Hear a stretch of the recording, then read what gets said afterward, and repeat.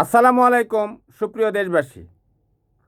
আমাদের দেশের কিছু অতি উৎসাহী মানুষ মহাসড়কের বিভিন্ন পাশে কালেমা খচিত সাদা পতাকা লাগিয়ে তারা খাঁটি সরিষার তেল নাকে মাখিয়ে ঘুমিয়ে পড়েছে। আর সেই কালেমা খচিত সাদা কালো পতাকা ছড়িয়ে পড়েছে সারা বিশ্বে। ভারতের হাজার হাজার ইলেকট্রনিক্স এবং প্রিন্ট মিডিয়া, ভারতের রাজনৈতিক যে সমস্ত প্রতিষ্ঠান রয়েছে, যে সমস্ত থিঙ্ক ট্যাঙ্করা রয়েছে তারা তাদের প্রতিষ্ঠানে, এবং ভারতের পররাষ্ট্র মন্ত্রণালয়, তারা এটা নিয়ে সারা বিশ্বব্যাপী হুলস্থুল কাণ্ড ঘটিয়ে দিয়েছে। তাদের হাজার হাজার মিডিয়া ইংলিশ সহ বিভিন্ন ভাষায় ট্রান্সলেট করে বাংলাদেশে আইএসের উত্থান ঘটেছে বলে চিৎকার শুরু করে দিয়েছে। আর সেই চিৎকার পৌঁছে গেছে মার্কিন মুলুকে, মার্কিন পেন্টাগনে, মার্কিন যুক্তরাষ্ট্রে থাকা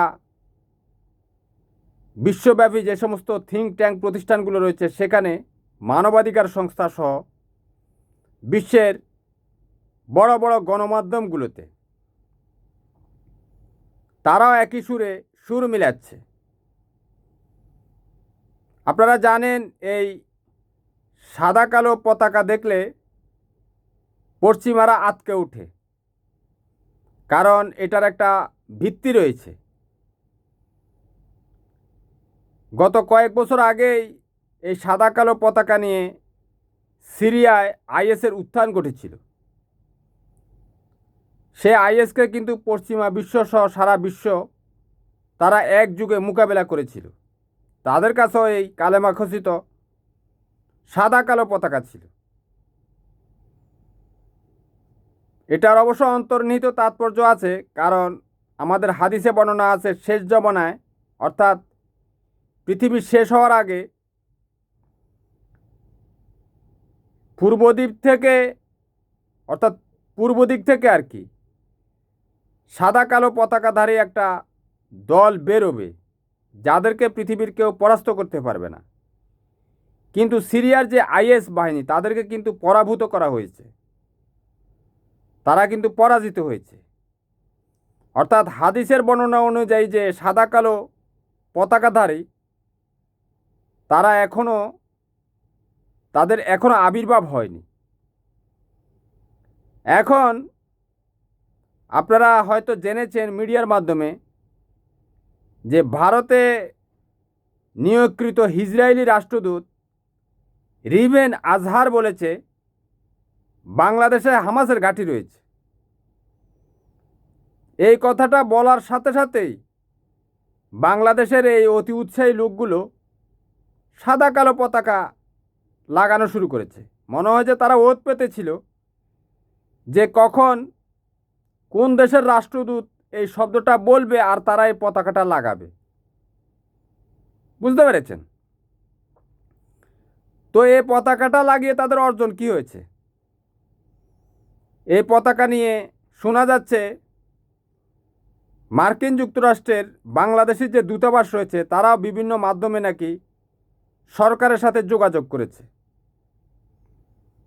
একটা নিরীহ প্রচার ছিল এই সাদা কালো পতাকা, আর সেটা নিয়ে সারা বিশ্বে হৈ হুল্লোড় শুরু হয়ে গেছে।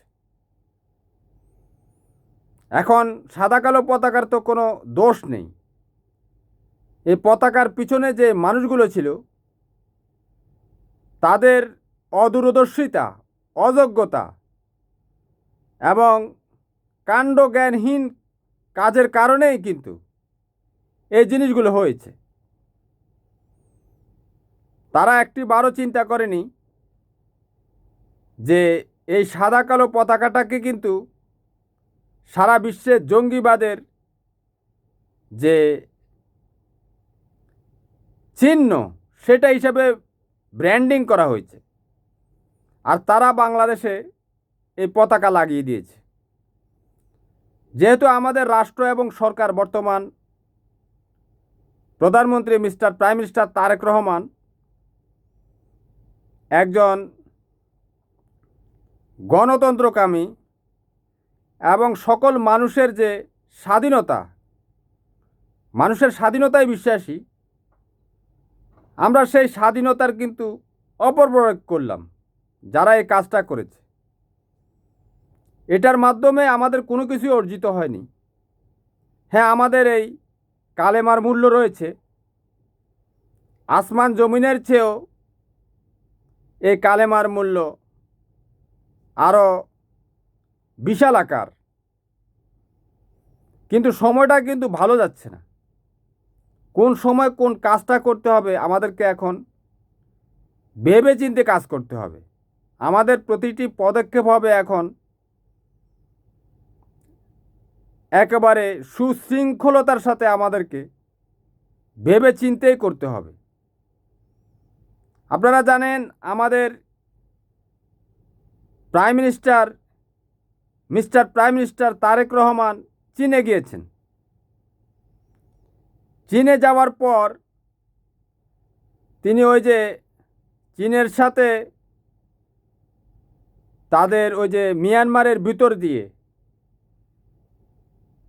চীন, মিয়ানমার, বাংলাদেশ বা সারা বিশ্বের সাথে যে রোড অ্যান্ড বেল্ট ইনিশিয়েটিভ, যে সারা বিশ্বব্যাপী বাণিজ্যের যে একটা দ্বার খুলেছিল, সেটাতে আমরা সম্পৃক্ত হতে গিয়েছিলাম। সেটা ভারত কিন্তু মোটেও ভালোভাবে নেয়নি। কারণ এই রোড অ্যান্ড বেল্ট ইনিশিয়েটিভের সাথে যদি আমরা অংশগ্রহণ করি, তাহলে চীনের সাথে সড়ক পথে, চীন যে সারা বিশ্বব্যাপী হাজার হাজার কিলোমিটারের যে এই সারা বিশ্বব্যাপী ব্যবসায়ের এই মেলবন্ধন সৃষ্টি করতে চাচ্ছে, সেটাতে যদি বাংলাদেশ অংশগ্রহণ করে চীনের সাথে, তাহলে বাংলাদেশের ব্যবসা বাণিজ্যের বা আমদানি রপ্তানির একটা দ্বার উন্মোচিত হবে, যেটা আমাদের পার্শ্ববর্তী দেশ ভারত চায় না। তারা চায় আমরা তাদের উপর নির্ভরশীল থাকি। আপনারা জানেন আমাদের দেশে লক্ষ লক্ষ টন কাঁঠাল উৎপাদন হয়। আমাদের ওই কাঁঠালগুলো কিন্তু আমাদের কৃষকরা বাজারজাত করতে পারে না, পচে যায়। ওই দিন দেখলাম একটা কন্টেন্টে দেখলাম যে কাঁঠাল ভেঙে ভেঙে ফেলে দিচ্ছে, গাছ থেকে পেকে পড়ে যাচ্ছে। একজন মানুষ কত কাঁঠাল খেতে পারে, তাই না? আর এটা তো হাই প্রোটিন। অথচ চীন, কম্বোডিয়া, ভিয়েতনাম, থাইল্যান্ড থেকে বিলিয়ন বিলিয়ন ডলারের কাঁঠাল আমদানি করে। আমাদের কৃষকরা যদি এই চীনের সাথে রোড অ্যান্ড বেল্ট ইনিশিয়েটিভের সাথে অংশগ্রহণ করতে পারে, যদি আমরা কয়েক হাজার টন কাঁঠালও যদি চীনের বাজারে রপ্তানি করতে পারি, তাহলে আমাদের কৃষকের যে শত বছরের যে পরিশ্রম, তার যে একটা উৎপাদিত সম্পদ যে চোখের সামনে নষ্ট হয়ে যাচ্ছে, সে যে ন্যায্য মূল্য পাচ্ছে না, সেটা থেকে তো কিছুটা আমাদের রিকভারি হবে। এটা অনেকের ভালো লাগেনি। এই কারণে ভারত আমাদেরকে, আমরা যাতে চীনের সাথে সম্পৃক্ত না হতে পারি, বিশ্বের বিভিন্ন দেশের সাথে যাতে ব্যবসা বাণিজ্যে আমাদের উন্নয়ন না হয়, সেজন্য পদে পদে সে বাধা দিচ্ছে। আর সেজন্য তার এই জঙ্গি কার্ড, এই আইএস কার্ড, আর তার ফাঁদেই যেন আমরা সবাই পা দিয়েছি। ভারতে থাকা ইসরায়েলি রাষ্ট্রদূত রিবেন আজহার যখন বলেছে বাংলাদেশে এই হামাসের ঘাঁটি রয়েছে, তখনই দেখবেন এই পতাকাগুলো লাগানো হয়েছে। বুঝতে পেরেছেন? আমাদের প্রাইম মিনিস্টার তারেক রহমান সকল মানুষের গণতান্ত্রিক অধিকারে উনি বিশ্বাসী।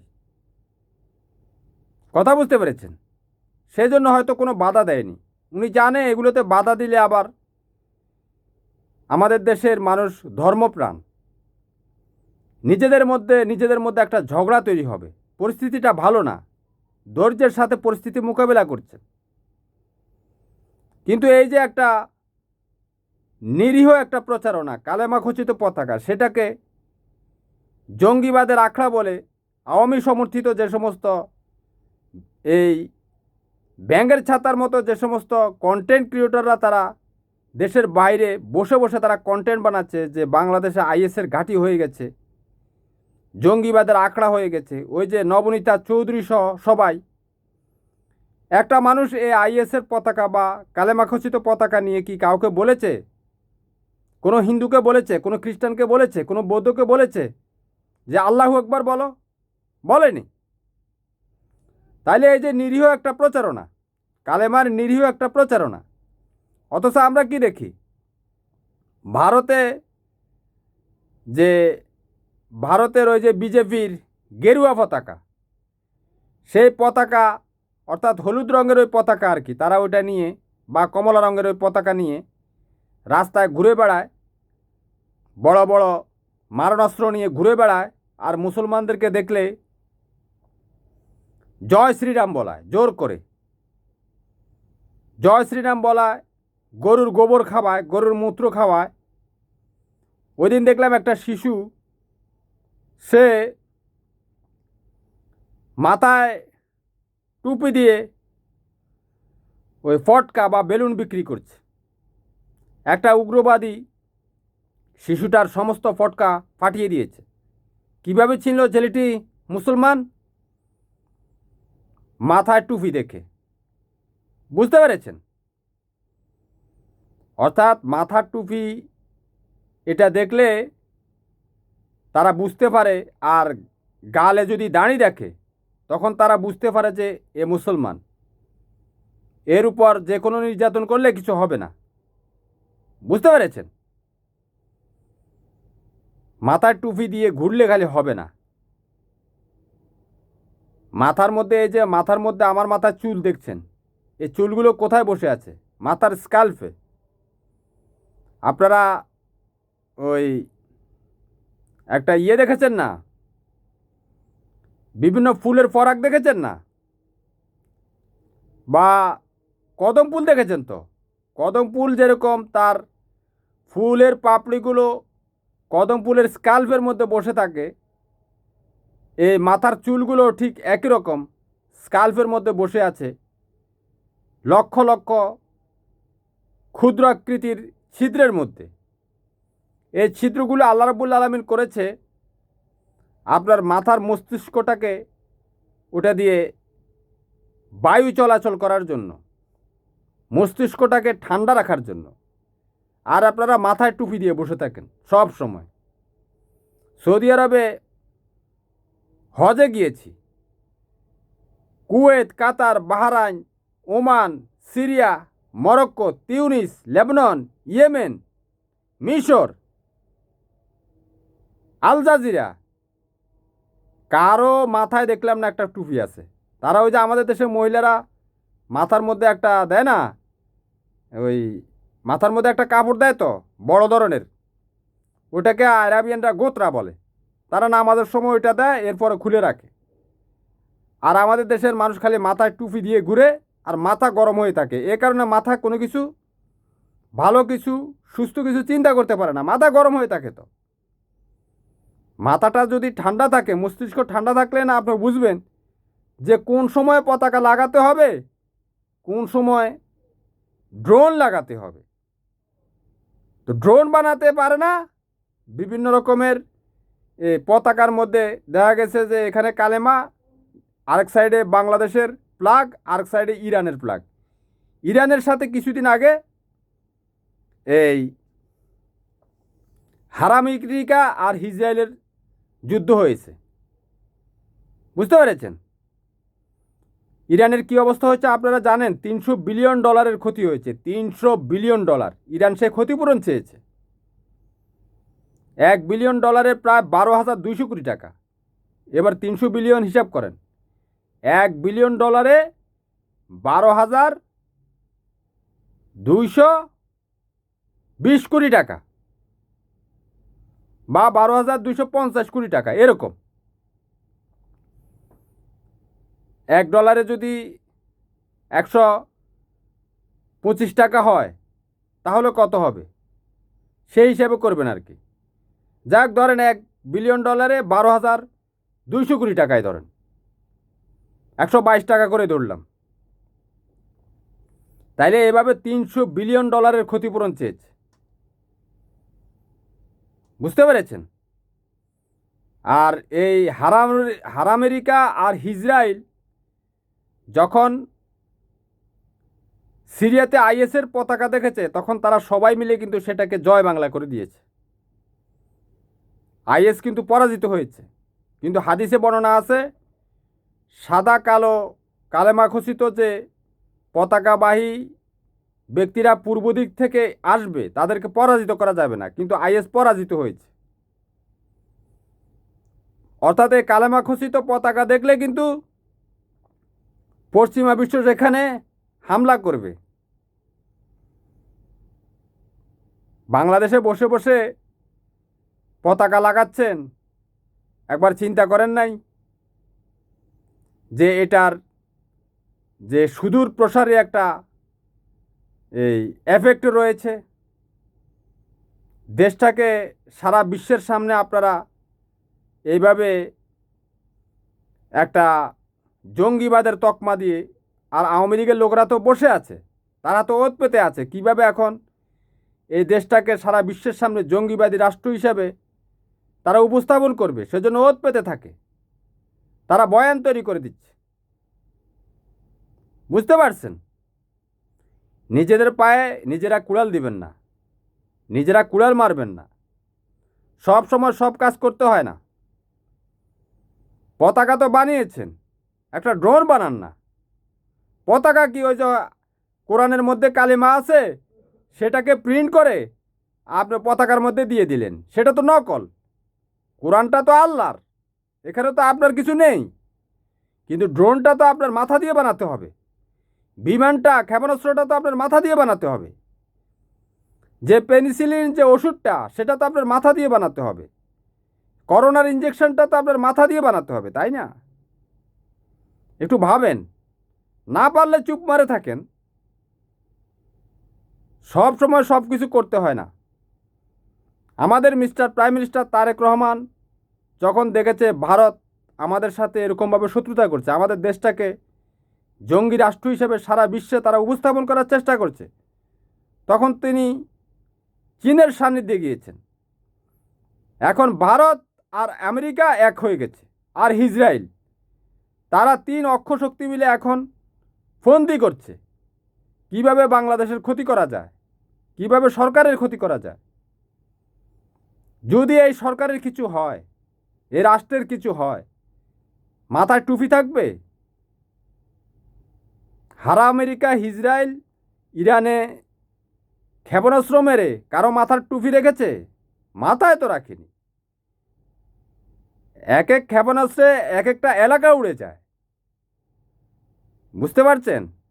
একটু ভাবেন, মস্তিষ্কটাকে ঠান্ডা করে একটু ভাবেন কিভাবে রাষ্ট্রের মঙ্গল হয়, সেজন্য কাজ করেন। না করতে পারলে চুপ মেরে থাকেন। আমরা চুপ মেরে আসি না, ঘাপটি মেরে থাকেন। আল্লাহ হাফেজ, ভালো থাকবেন। আল্লাহ আপনাদেরকে হেদায়েত দেখ, মাথাটা যাতে ঠান্ডা হয়, আল্লাহ যাতে রহম করে।